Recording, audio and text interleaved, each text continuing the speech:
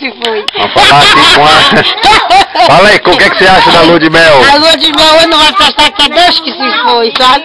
Aí hoje não tem mais lua de mel, tem lua de mecha. Vamos botar outro nome, vamos mudar o nome, não é lua de mel não, botar óleo no motor.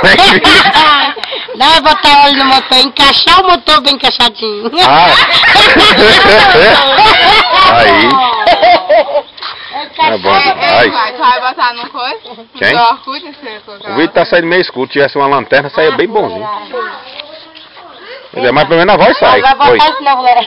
Vou botar na internet, você tá famosa. Olha, procura-se um marido para essa moça. Ela procura um homem forte, preferência negão, bem gostoso, musculoso.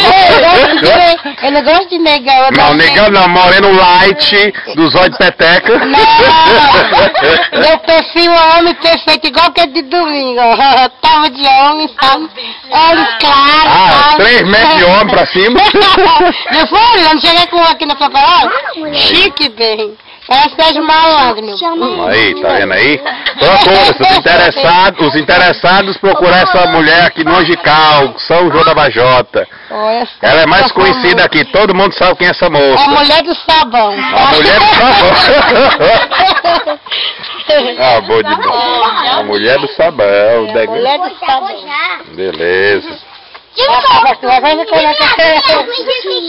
Quanto esse depois? Me disse que quer ser filmada também. Fala aí, faz um discurso aí. Diga assim, mamãe, eu quero um presente de Natal desse ano. O meu presente de Natal que eu quero é bolsa de carrinho. Bolsa de carrinho.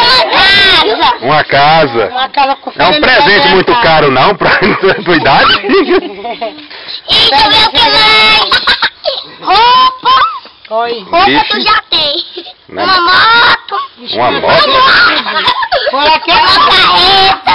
Uma carreta? Tu vai puxar mercadoria de onde?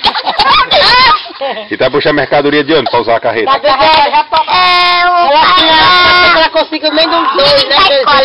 O menino da escola, muito bem. E você, quer o quê? Diga o que é que tu Não quer. fala, não. E tu quer o quê? Ei, e tu quer o quê? E tu quer o quê? Diga, pai, eu quero. Mas isso é pra chamar pai, que acaba com tudo. É porque ela não chama pai, eu tô ensinando ela pra Fala, o que chamar. tu quer? Bicicleta. Uma bicicleta? Uma Não. carreta também, então você tem que tomar amor. Você não vai pela influência dos outros não, que eu sou pobre. Não tenho carreta não. Mãe compra. Hã? Mãe compra. Daqui pra lá tem que estar de cabelo branco. Mãe compra. Uma moto. Ótimo, de brinquedo. Brinquedo. É, cara.